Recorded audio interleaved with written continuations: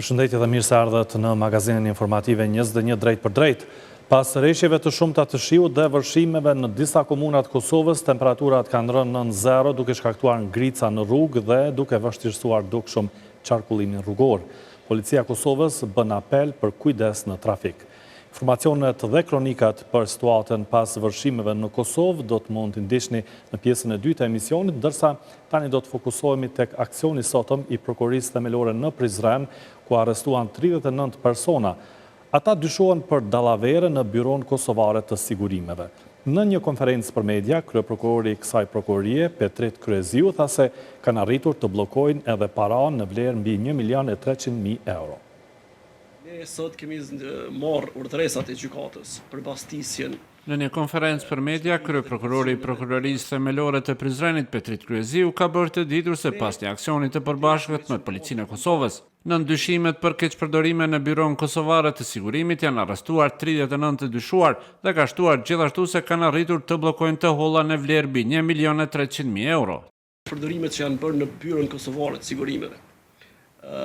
Cak i hetimeve, në mesin e hetimeve pra janë ish drejtori ekzekutiv i BKS-s dhe ish drejtori i departamentit të hetimeve, po ashtu të Byros Kosovare, departamentit financiar faktikisht të Byros Kosovare të Sigurimeve, të cilët duke keqpërdorur autorizimet që ju kanë besuar nga BKS-ja, ju kanë mundësuar personave të ndryshëm, përmes personave të ndryshëm dhe vetvetes që të bartin transaksione të ndryshme, ku kanë arritur përfitimet më dha për vete dhe i kanë shkaktuar dëm të madh Byros Kosovare të Sigurimeve, po ashtu kanë keqpërdorur autorizimet ekonomike dhe kanë përpiluar dokumentet falsifikuara të cilat ne deri në këtë fazë kemi vlerësuar që ato dokumentet të dyshuara faktikisht i kanë përdorur si të mirëqena dhe përmes kësaj i kanë shkaktuar dëm Byros Kosovare të Sigurimeve në vlerë prej 1.043.000 euro.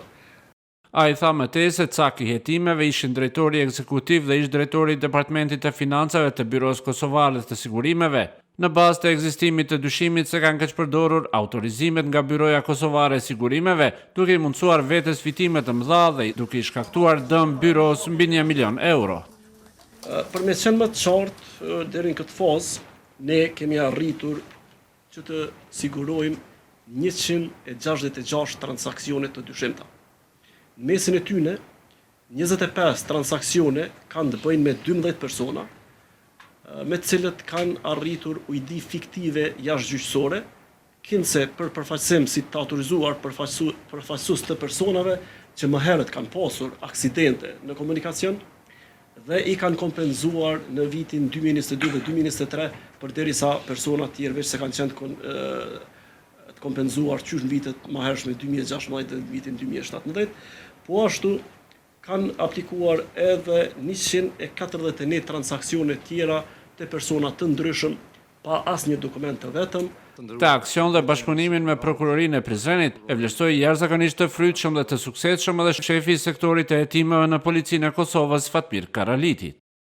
Operacioni është organizuar në shkollë vendi për shkak të shpërndarjes së personave të dyshuar.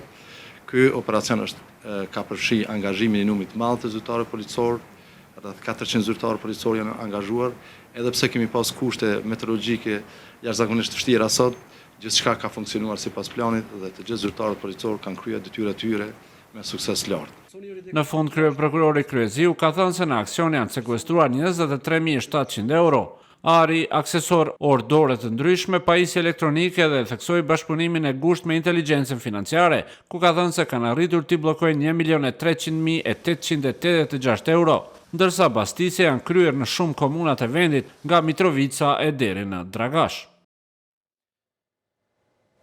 Do të vazhdojmë tani me informacione rreth zhvillimeve politike, rreth numërimit të votave, konstituimit të Kuvendit të Kosovës, pastaj edhe mundësisë që së shpejti të formohet edhe qeveria e re. Mandatet e partive politike në Kuvend tashmë janë të definuara dhe nuk pritet ndonjë ndryshim, vlerësojnë ish anëtarët e Komisionit Qendror të Zgjedhjeve. Hollësi rreth numrit të deputetëve që fituan parti në Kuvend do sjell kronika në vijim. Numërimi i shumicës së votave nga zgjedhjet e 28 dhjetorit duket se e ka bërë të qartë përbërjen e re të Kuvendit. Ish antari i KSZ-s, Blerim Burjani, thot se mandatet tashme janë definuar, ndonë se panumruar janë edhe mbi 3.000 pako me flet votime nga votimi me post, të cilat ende s'kan arritur në Kosovë. Po thuj se është mandatit janë definu plotësisht, domethënë po dihet për shumë çka, pra nuk besoj që do të ketë ndonjë befasi tjetër, pra nuk shpresoj që do të ndryshojë rezultati sa përket fitimit të ujëseve nga ana partive politike, do të mbetet kjo që është si rezultat, pra si gjendje, dhe diku deri ka në 19 janar besoj që përfundon një tërë procesi i numërimit dhe i votave dhe do të jetë gjithçka deri me 19 janar. Në bazë të rezultateve të deritanishme nga lëvizja vetëvendosje do të jenë 57 deputet: Albin Kurti, Glau Konjufca, Albulina Haxhiu, Hekuran Murati, Donika Gërvalla, Xhelal Sveçla, Hajrullah Qeku, Avni Dehari, Mimoza Kusari, Ejup Maqedonci, Shqipe Mehmeti, Andin Hoti, Arben Vitia, Saranda Bogujevci, Edona Lalloshi, Alban Bajrami, Mefail Bajqinovci, Nezir Kraki, Rufki Suma, Armend Muja, Adriana Matoshi, Jeta Statovci, Ardian Gola, Haxhia Avdyli, Adelina Grainca, Blerim Gashi, Albina Reshitaj, Fatos Geci, Taulant Kelmendi, Agim Batiri, Artane Rizvanoli, Fitore Pacoli, Dimal Basha, Arber Exhaj, Labinot Demi, Arbresh Kryeziu, Artana Brashi, Arjeta Fejza, Hysen Durmishi, Arbrije Nagavci, Enver Haliti, Liza Gashi, Valon Ramadani, Adnan Rustemi, Fatmire Kolçaku, Drita Pajaziti, Jeton Raka, Arsema Demi, Rozeta Hajdari, Sali Zyba, Fitim Haziri, Fjolla Ujkani, Suleman Meholli, Ilir Kërçeli, Vigan Qorolli, Balon Hoti dhe Naim Bardiqi. Nga PDK janë 22 deputetët që do të jenë pjesë e kuvendit janë Bedri Hamza, Arjan Tahiri, Përparim Gruda, Uran Ismaili, Sala Jashari, Vlora Qitaku, Enver Hoxhaj, Arben Mustafa, Nait Hasani, Rahman Rama, Ganimete Musliu, Eman Rahmani, Kujtim Gashi, Elmir Reqica, Artan Behrami, Xhavet Haliti, Besa Kabashi, Mërgim Lushtaku, Ferhat Shala, Blerta Deliu, Arjana Musliu dhe Arpnore Salihu. Nga LDK-ja 15 deputetët e legislaturës së 10 janë Lumir Abdigjiku, Hykmete Bajrami, Uk Rugova, Avdullah Hoti, Doar Sakica, Kujtim Shala, Anton Çuni, Armend Zemaj, Lutfi Haziri, Jehona Lushaku, Janina Ymeri, Besjan Mustafa, Adelina Thaçi, Fadil Hadërgjonaj dhe Ermal Sadiku. 6 deputetët e AAK-s janë Ramush Haradinaj, Daud Haradinaj, Besnik Tahiri, Bek Berisha, Time Kadrijaj dhe Albana Bytyqi. Lista serbe do të përfaqësohet në kuvend me 9 deputet: Slavko Simić, Igor Simić, Liljana Stefanović, Milan Kostić, Nemanja Bishevac, Zlatan Elek, Miljana Nikolić, Srđan Popović, Verica Qeranić. Partia Demokratike Turke e Kosovës me 2 deputet: Fikrim Danka, Fatma Taçi. Ulse në kuvend fitoi edhe Nenad Rashish nga Partia për Liri, Drejtësi dhe Mbijetesë.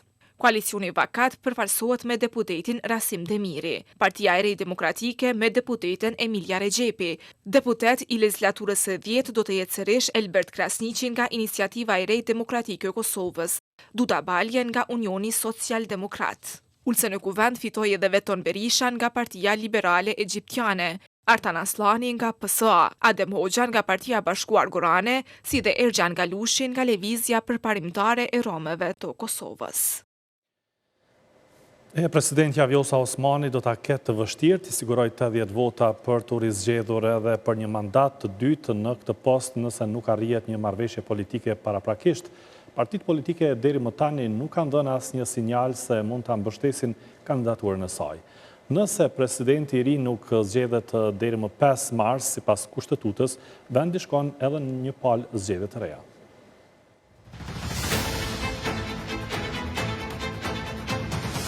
Ndërsa po i afrohet përfundimi i mandatit 5 vjeçar dhe po flitet se emri i saj mund të propozohet edhe për një mandat të dytë.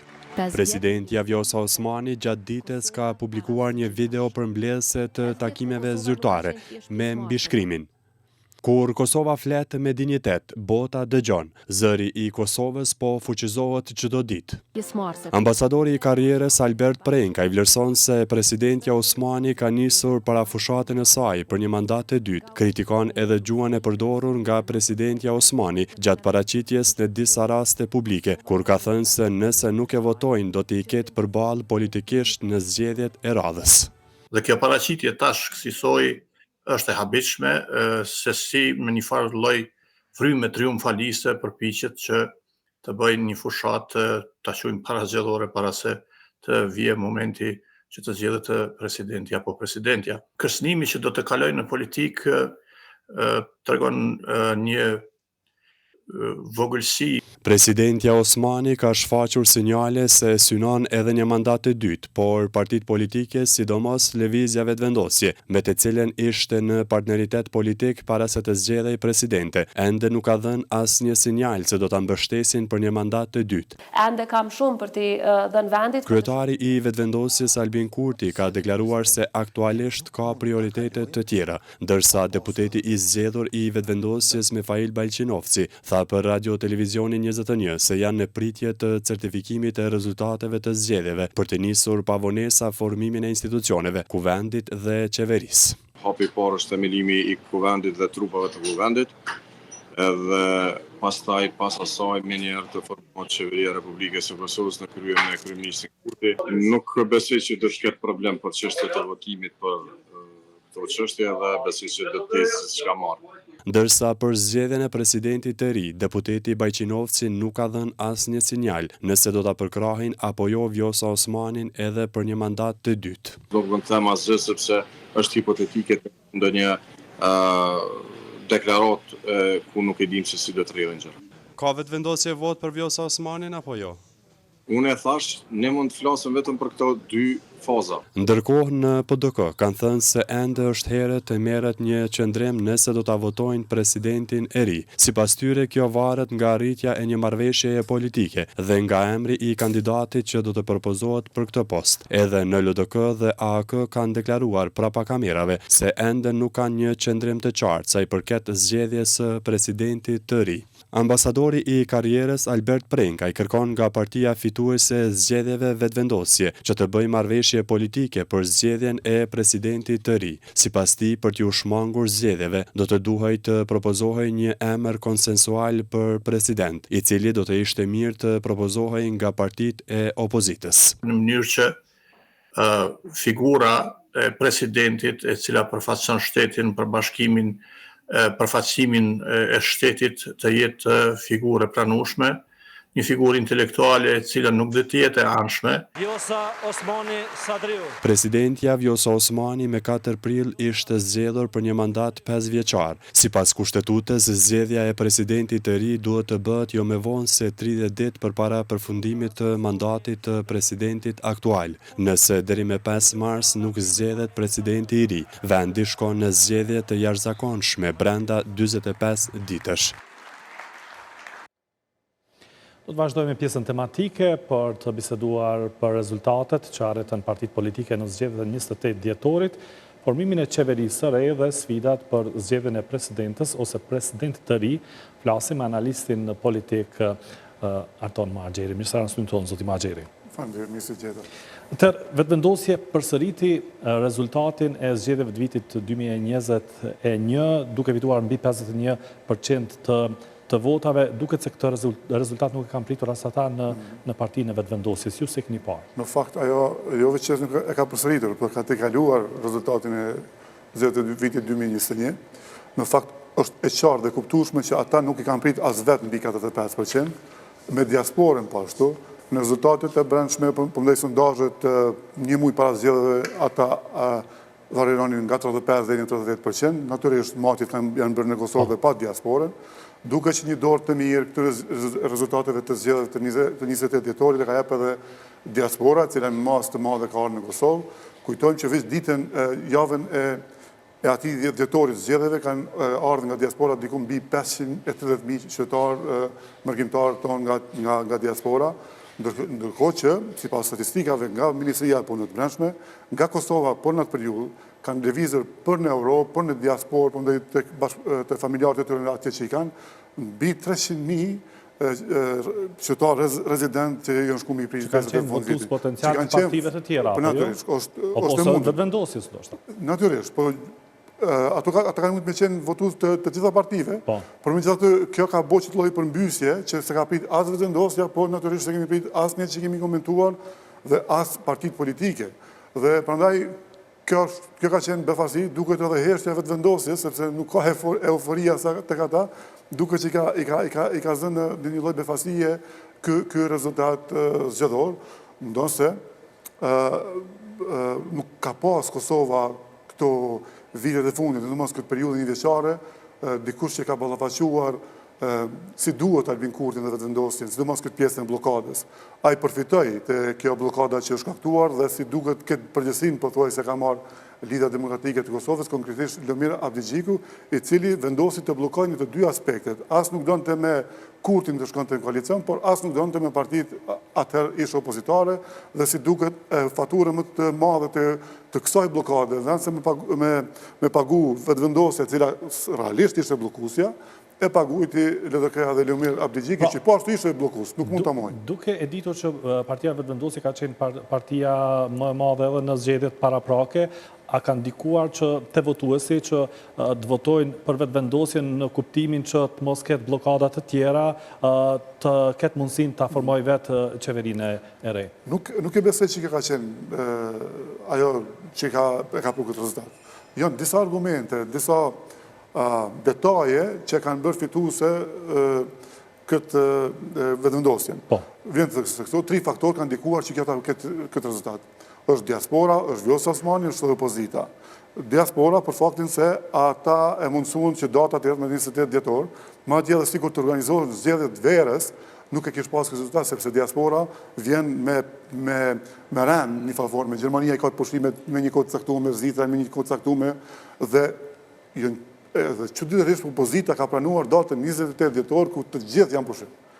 Dhe nuk mbahet mend që në Kosovë që këtë vjeçarin e fundit kanë ardhur kaq shumë njerëz nga diaspora siç kanë ardhur tash edhe enkas duke që kanë ardhur për me votu shumica prej tyre, më shumë sa me festu me familjarët e vet në Kosovë. Vjosa Osmani tjetri është indikator i cili ka ndikuar në këtë rezultat për faktin se i ka shërbyer Kurtit ashtu siç ka dashur Kurti. Ajo ka qenë vetëm presidente nuk ka qenë, gjithçka ka qenë. Vetëm rolin e presidentit asnjëherë se ka luajtur në këtë mes. Natyrisht, presidentja thotë se ka qenë e panshme dhe i ka shërbyer qytetarëve dhe interesave të Kosovës. Po, presidentja thotë dhe mund të thotë se duhet të thotë ashtu, por është totalisht e pavërtetë. Presidentja i ka shërbyer pe ditës parë që kanë mandatin, ka pas një periudhë caktuar të kohore që kanë qenë jo mirë mes veti kur ajo akuzonte Kurtin, po pastaj ajo e lexoi situatën ndryshe dhe pa që veç përmes vetëvendosjes ajo mund të propozohet si presidente. Dhe ajo e vendosi datën pikërisht kur deshti vetëvendosja dhe jo kur deshtën partitë tjera që preferencët tyre ishte data 21 dhjetor. Dhe ajo pikërisht e çaj në datën 28 dhjetor. Për ta shtuar dozën e mbështetjes, ajo sikur më parë në 2 ditë para zgjedhjeve e ka ftuar diasporën për të takuar personalisht ajo, kinse që deputetja, presidentja po i thret diasporën mi taku, anë që në fakt kur më herë se ka bo. Dhe kjo është një farë indikatori që kjo ka ndihmuar këtë zotin Kurti dhe vetëvendosjen për ta fituar këtë rezultat. Duhet shtuar tu, se në përmend dhe opozitën që ka ndikuar këtë rezultat, sepse opozita, çuditërisht e kemi thënë disa herë, kam thënë dhe kam diskutuar me miqtë e mi që kam në opozitë edhe privatisht, po edhe publikisht kam thënë, formën që kanë zgjedhur me bë opozitën, ka shin një kryeministri, siç është Kurti, sekretari i partijës të vetëvendosjes siç është Kurti, është problem. Nuk mundesh ti me thonë 5 vjet jemi shumë keq, në fond po zgjedh me bë një fushat pozitive. Do të thonë, kjo ka qenë totalisht e pakuptueshme. Nuk mundesh me shku me bë fushat edhe me u drejtu masës, me mbajt ligjerim politik e mos të përmend asnjë skandal të qeverisë Kurti. Do të thonë, fajtor janë edhe opozita pse ka këtë rezultat, se nuk ka ditë mi bo ballë Kurtit, nuk po thonë që s'kan pas guxim. Ndoshta kanë menduar që kjo është forma më e mirë për mi bo ballë. Mirë, para se të flasim për mundësinë se kush do të jetë në qeverinë e ardhshme dhe a rrezikojnë vendet të shkojnë në zgjedhje sërish, do të flasim edhe për rezultatet e partive të tjera. Partia Demokratike fitoi 22 deputet, doli 20.24% me përqindje pra, është e dyta, por është larg vetëvendosjes. Pse Partia Demokratike e Kosovës nuk arriti që të ketë rezultat më të mirë? Si pas jush. Po që kjo përmbysja, që kjo ndynja, ndrimi i votuesve, disa në dalë jashtë që potencialisht kanë mund me qenë votues të PDK-s o TDK-s, dhe të tjerë nga diaspora që kanë qenë një në ardhë këtu. Se edhe unë besoj që PDK-ja dhe LDK-ja kanë punuar për një rezultat më të mirë. Angazhimi i tyre ka qenë për ta pasur një rezultat më të mirë, por tjetër është forma se si e kanë zgjedhur me po fushatën ata.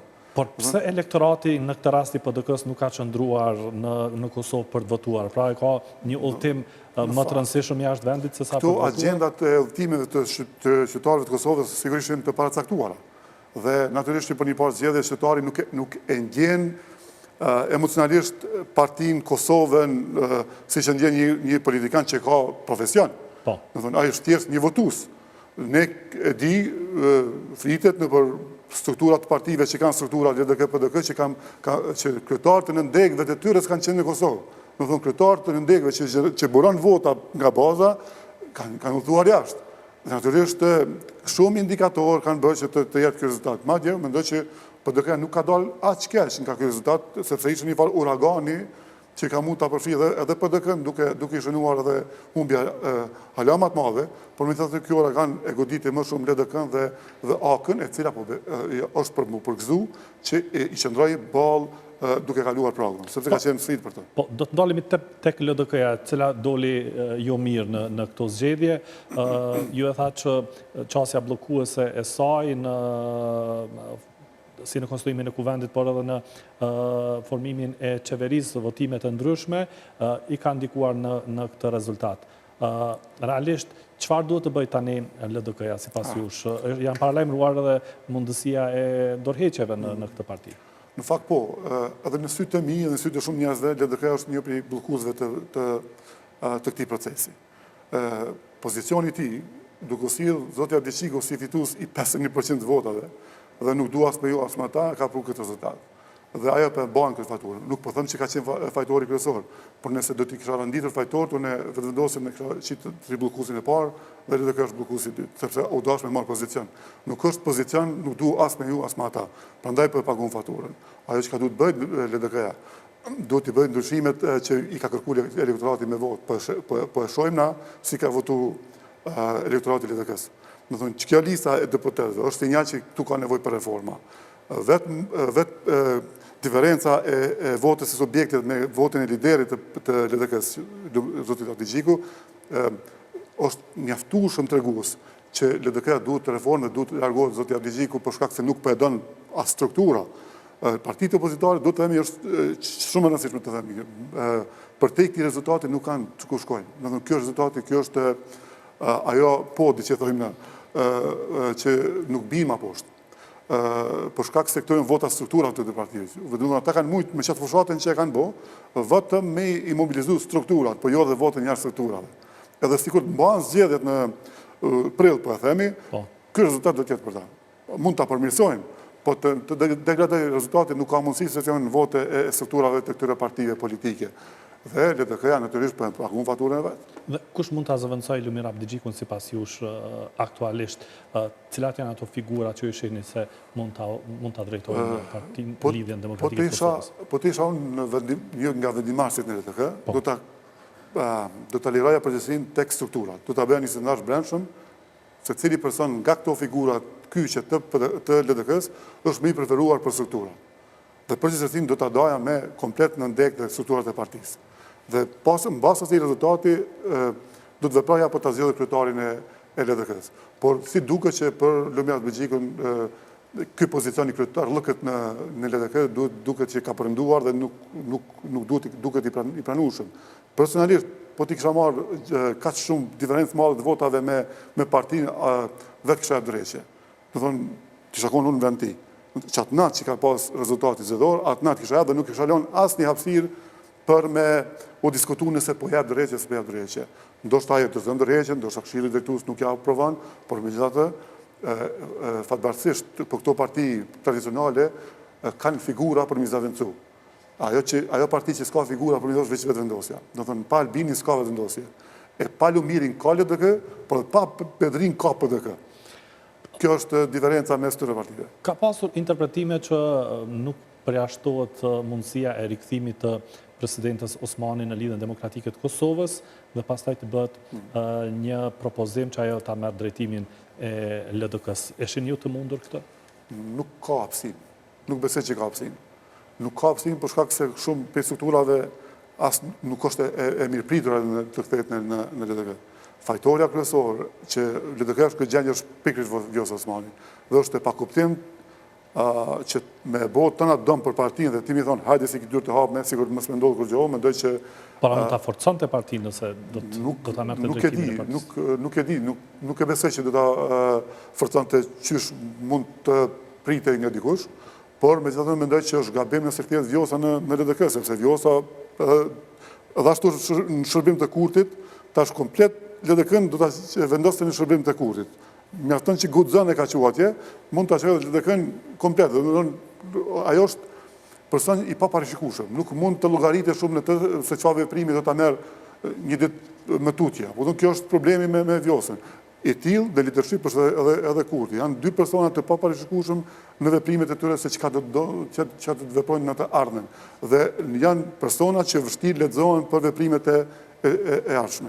Ndërkohë, AK-ja e kaloi pragun dhe arriti që të ketë 6 deputet në legislaturën e re. A mund të quhet ky sukses i AK-s? Po, sukses. Ja zoni sukses në këtë uragan zgjedhor.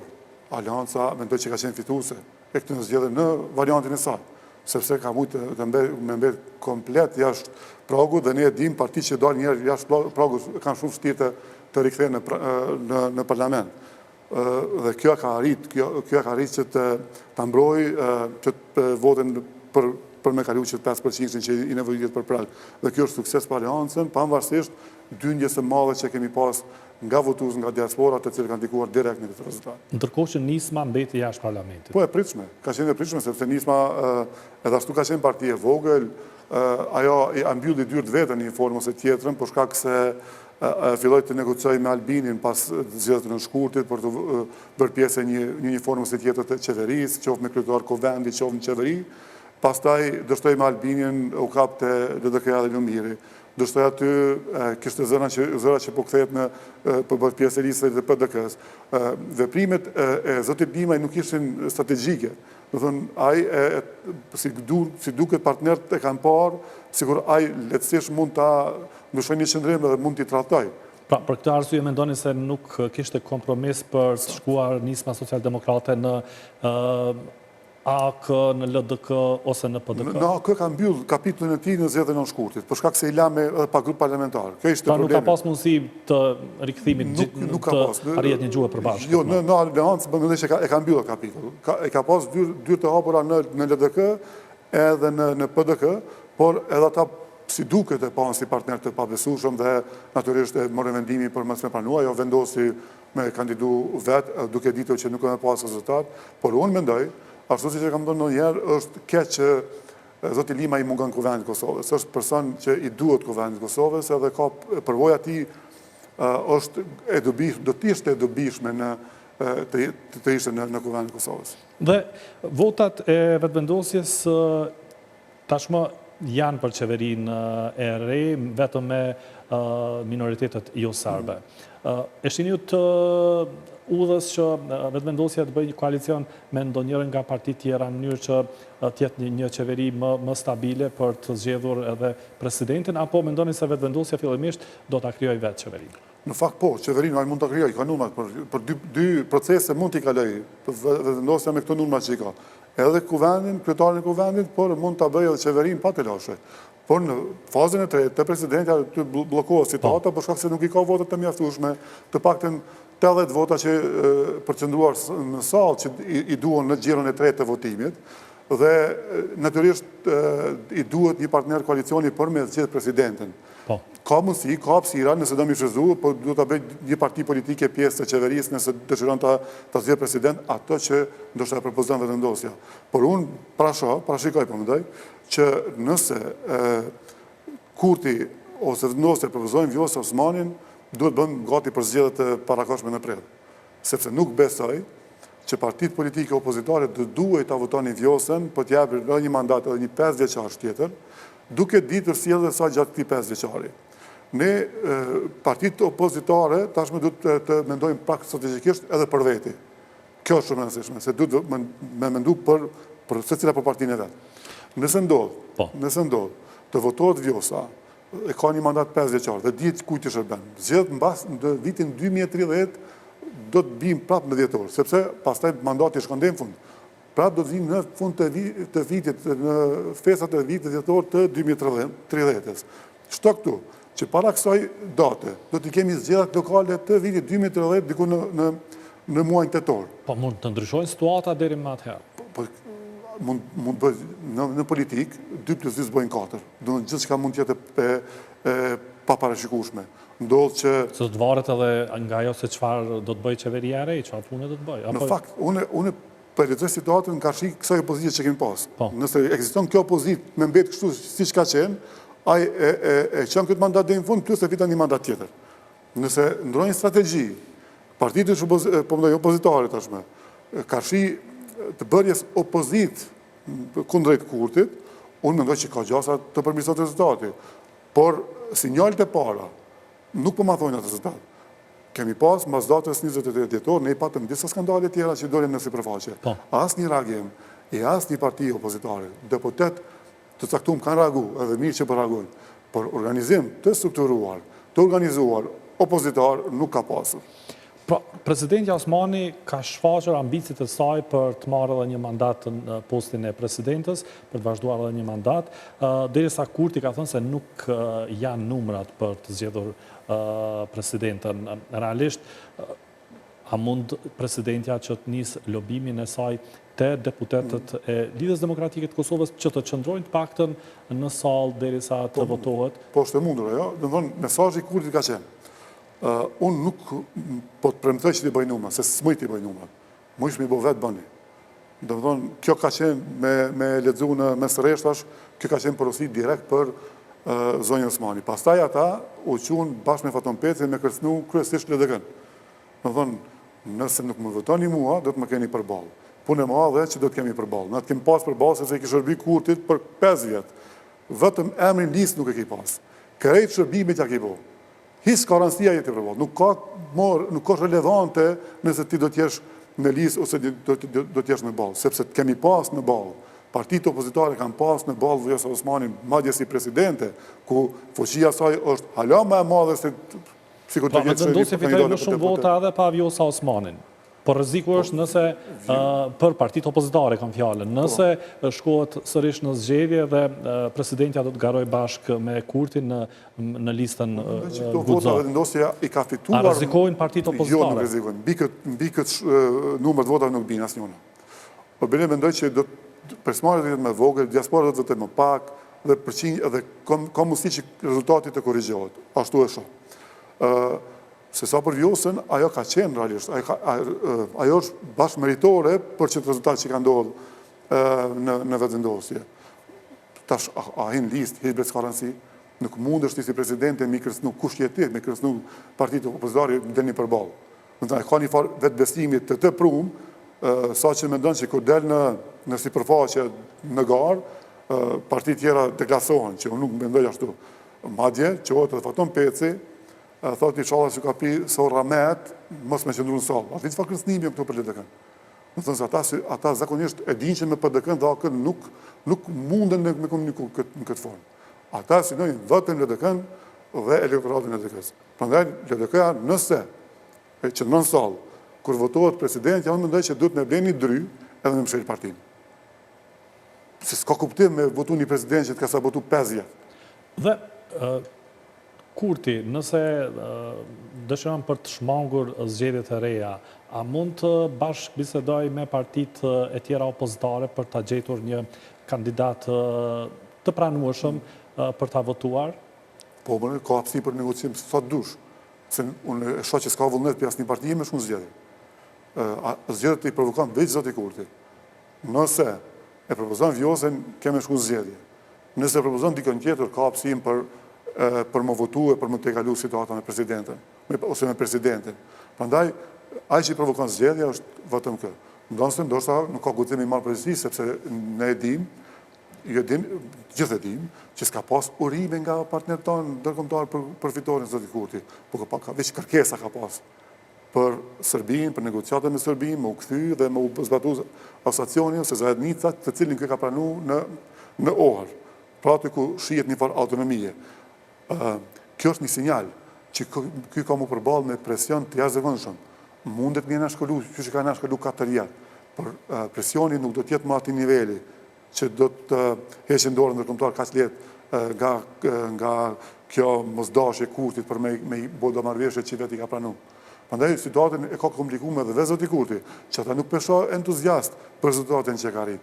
Ati duhet një partner koalicioni për me mujt me shpërnda pak përgjithësinë. Dhe ai partner koalicioni mund të jetë edhe TDK-ja, mund të jetë AK-ja, mund të jetë PDK-ja, pavarësisht. Edhe i shtin disa procese përpara, edhe e zgjidh problemin e presidentes, natyrisht pa Vjosa Osmani presidente. Dhe nëse do t'jetë një president tjetër, jo Vjosa Osmani, shini është përmendur mundësia që Vjosa Osmani t'jetë pjesë e qeverisë, është përmendur posti ministrës së punëve të jashtme. Në një situatë për presidentës me kaluar ministre është degradim i Vjosa Osmanit. Nuk e di ajo duke qenë se është edhe karrieriste, nuk e besoj që kishte pranuar një pozicion të një ministre nga roli i presidentes. Është goxha degradim. Por që ta shohim, letrat aktualisht i kanë në dorë për të vendosur edhe zoti Kurti. Komplet do të varë situata si do të rrjedhë, në varësisht çka ky propozon. Dhe në bazë asaj pastaj mund të dim dhe që dash nuk po duket që ka sinjale të qarta që ka preferencë Vjosa Osmani. Ndoshta është taktike e tij, ne nuk e dim ende, por megjithatë nuk duket që ajo shumë i nxehtë me bë Vjosa Osmani në një mandat presidente. Prandaj është kjo heshtje, edhe ndoshta i mendon disa alternativa tjera që mund të shërbejnë më shumë se Vjosa Osmani, se Vjosa Osmani nuk i shërben më. I ka shërbyer sa i ka shërbyer këto 5 vjet, ja solli këtë rezultat duke i shërbyer po ashtu, dhe më tepër se ka që zoti Kurti ajo nuk i shërben. Dhe krejtësisht në fund legislaturës së ardhshme do të kenë shumë punë si në rrafshin e brendshëm ashtu edhe në atë ndërkombëtar, mirë po miratimi i buxhetit dhe marrëveshjet ndërkombëtare janë prioritet. A mendoni se për këto çështje do të ketë bashkëpunim mes pozitës dhe opozitës në mënyrë që kalohen sa më parë të përfitojë Kosova të fundet e Bashkimit Evropian nga plani i rritjes? Buxheti mund të kalohet edhe pa mbështetjen e partive opozitare. Marrëveshjet ndërkombëtare jo, por më thotë unë nuk kom pa ndonjëherë në marrëveshjet ndërkombëtare që ndonjëherë kanë bllokuar partitë tradicionale, që i themi PDK, LDK. Ka pas kushëzime më herët. Ka pas kushëzime natyrisht se blanko siç e kërkojnë votat këta, nuk japen votat pa ose ta kurzdojnë me buxhetin për mi shtit disa projekte të veta nëpër komunat që qeverisin. Do thonë, këto janë natyrshme në politikë, nuk janë pazare, po janë diçka që ndodh kudo dhe ndodh natyrisht në Kosovë, sepse tek e fundit të gjithë po e kanë për detyrë mi shërbëj qytetarë dhe interesi qytetarë kudo që ata përfaqësojnë. Do të harrojmë që ne kemi edhe pushtetin lokal. Buxheti kur bëhet për komuna dhe ne e dimë që vendosja kryesisht i ka mbështet komunat ku i ka qeverisë vet.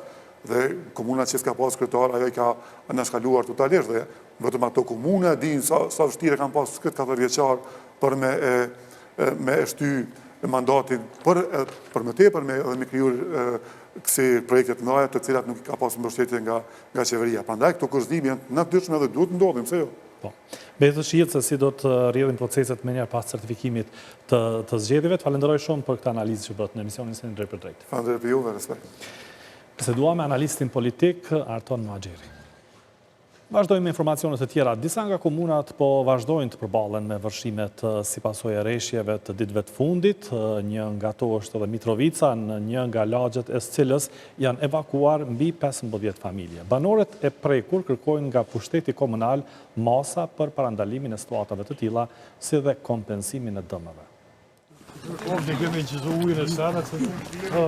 Vërshimet që kanë ardhur si pasojë e të rreshurave kanë shkaktuar dëme të mëdha në shumë qytete, përfshirë Mitrovicën, ku në lagjen Dykoriku janë evakuar disa familje, si pasojë e ujit nga lumi Sitnica, i cili vërshoi shtëpitë e tyre.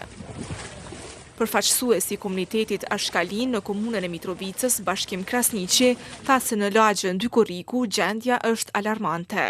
Prej djeshtit jemi të marrë me familje që janë përfshi nga lumi Sitnica, ku afër 22 familje janë përfshi mena 1 metër ujë ka në për shtëpia. 4 i kemi në për hotel. Tash pritin edhe me 2 bisedum që po dojmë shku, edhe ata që s'kan ku mu strehu, edhe kështu gjendja është. Tjera familje i kemi në për kuqi, familjar, me që kështu. Gjendja alarmante është. Jeni edhe jo vetë këtu, jeni ty për cilë situata që është, në me thonë se banorët janë të merë.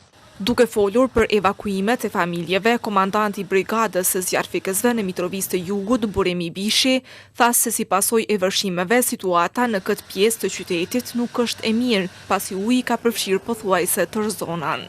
Të lagjën 2 korrek, që nga ora 2 mesnatës, deri me tani kemi evakua gjithsej 15 familje dhe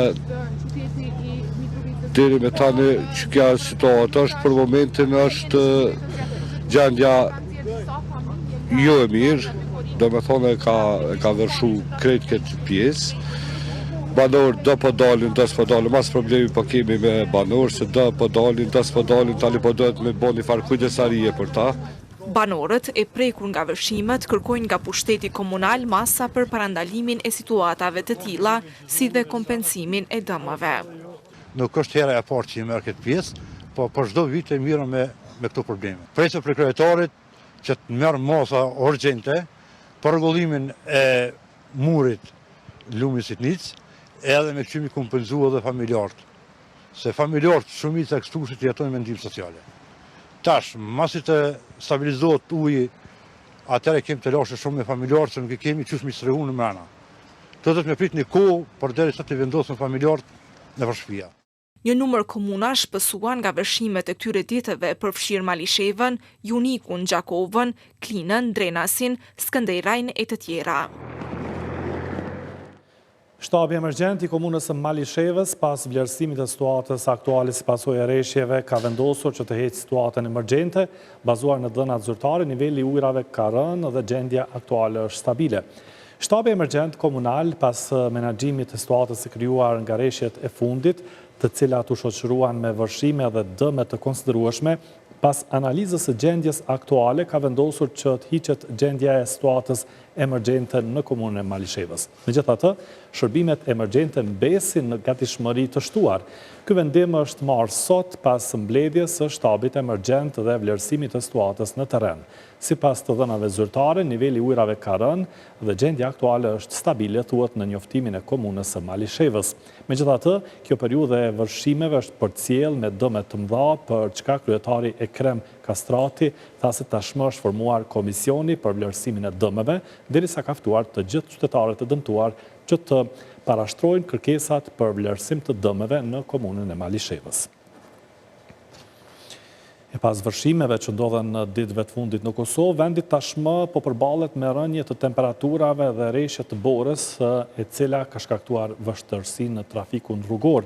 Qytetarët akuzuan institucionet për mos pastrim të rrugëve, ndërkohë autoritetet në Kosovë vlerësuan se gjitha rrugët janë të kalueshme, edhe pse disa prej tyre më me vështirësi. Kjo është rruga Prishtinë-Mitrovic, më saktësisht në dalje të autostradës, rrugë e cila e lidh me Mitrovicën. Një numër i makinave ka mbetur të bllokuara, si shkak i rreshjeve të mëdha të shiut, por edhe borës që ka rënë. Situata e krijuar në këtë rrugë thuhet se është pasojë e vërshimeve që ndodhen ditëve të fundit në Kosovë. Ndërkohë, makinave të bllokuara në këtë nënkalim i u shtua edhe një automjet tjetër, pasagerët e të cilit u detyruan të gjenin vezëzgjidhje për të dalë nga situata.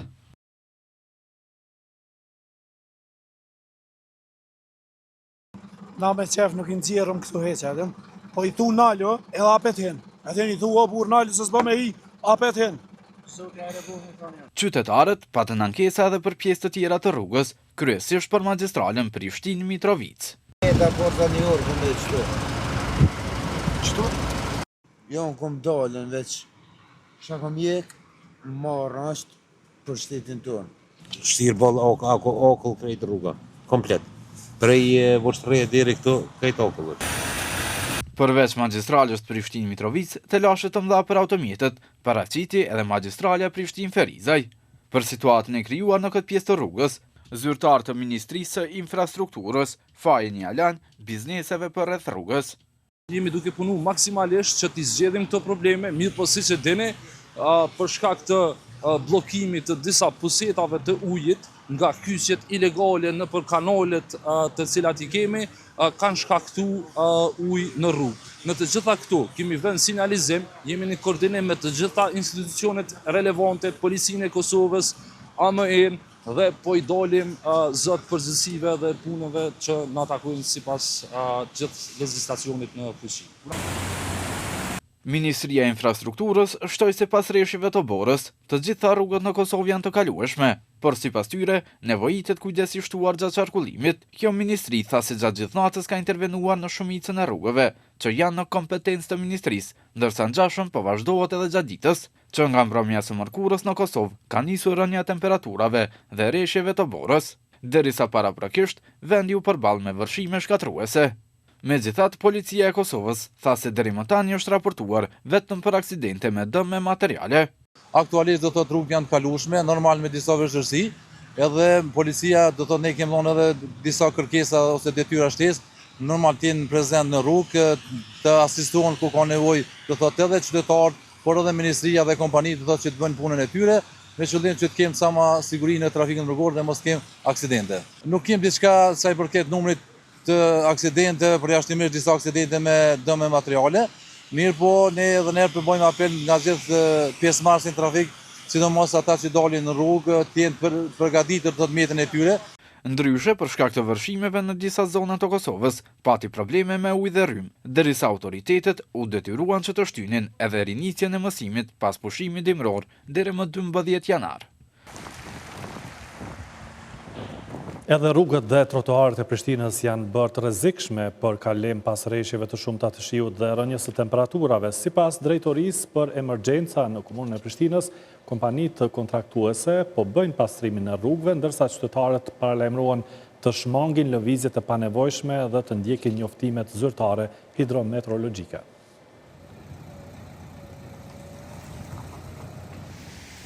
Pas rreshjeve të shumta të shiut, mëngjesi i së enjtës i gjeti qytetarët e kryeqytetit të përballur me ngrica dhe borë. Si pasojë, rrugët e qytetit dhe trotuaret u bën të vështira për t'u kaluar, duke kërkuar kujdes të shtuar nga këmbësorët dhe drejtuesit e automjeteve. Qytetarët shprehin shqetësimin e tyre lidhur me sigurinë në lëvizje dhe vështirësitë që hasën gjatë orëve të para të mëngjesit. Në fakt ka qenë sot pak më vështirë, mase edhe po m'duket dita e parë dhe dje ka turrë shumë shi. Sot veç është ngrija dhe ka qenë goxha vështirë me ecë, sidomos nëpër trotuare se nuk janë të pastrume edhe. Pak po duhet pak kujdes me pas shpesheni. Edhe pse jemi të rritur në gjendje krisën e tyre. Momentalisht nuk jenë përgatitur këta po më në pastrimit. Edhe shpedi, njëra ala. Shumë pengofert, po pa marrë parasysh çdo kush do të më rujtë. Se është e rrezikshme, se është tek ka fillu, qeveria duhet me institucionet që aty në mirëmbajtje, që aty në koha kur është me jo bo tërheq vrejtje. Një njeriu i thu, e ndrejt qatë punë. Drejtori i emergjencave në komunën e Prishtinës, Lulizim Fushtica, tha se kompanitë e kontraktuara kanë filluar hedhjen e kripës në rrugë gjatë natës së kaluar. Sa i përket borës, edhe për këtë kemi pas paralajmërim dhe kemi informuar gjitha kompanitë. Mbrëm bas orës 10-11 kompanitë vetëm kanë dalë që të hudhin krip, mirë po për shkak të kushteve atmosferike ka pas shi, mbas ndaj borë. Problem edhe kemi pas ngrica të mëdha, pra mirë po edhe tani sa po flasim ekipet janë në terren dhe janë duke bërë pastrimin e rrugëve, ndoshta jo të gjitha, por shumicën e rrugëve. Në këtë situatë, këmbësorët duket se janë më të rrezikuarit. Për këtë, drejtori i emergjencave tha se pastrimi i trotuareve po vazhdon dhe përmes një paralajmërimi u ka kërkuar qytetarëve të shmangin lëvizjet e panevojshme. Normal se si lëvizjen e automjetit kanë nevojë të lëvizin dhe njerëz nëpër trotuare dhe nëpër hapësirat e tyre ku duhet të lëvizin. Ne edhe dje kemi bërë paralajmërim në orët e mbasdites, ku kemi lutur qytetarët që të minimizojnë lëvizjet e panevojshme. Sipas njoftimit të Institutit Hidrometeorologjik, zonat që paraqesin më së shumti problem janë fshatrat me rrugë malore dhe relief të thyer. Për këtë, Fushtica tha se nga fshatrat ka pasur ankesa vetëm nga Zllatari, duke shtuar se ekipet pastruese po e bëjnë punën e tyre edhe në zonat e fshatrave. Disa ankesa që kemi pasur në mëngjes në paralagjet e Prishtinës në Zllatar, në Mermenet që edhe në disa pjesë të Tokbarshës, Tasligjës, ekipet janë duke munduar që të bëjnë më të mirën dhe janë në terren, por mirë por edhe rrugë të fshatit kemë kompanitë të kontraktuara të cilat janë duke kryer punët e vetë. Nga Instituti Hidrometeorologjik, qytetarët paralajmërohen të tregojnë kujdes, të ndjekin njoftimet zyrtare hidrometeorologjike dhe të marrin masa parandaluese për sigurinë personale. Informacionet më të reja i gjeni edhe në portalin tonë rtv21.tv. Ju falenderoj që ishit me ne, miru pafshim.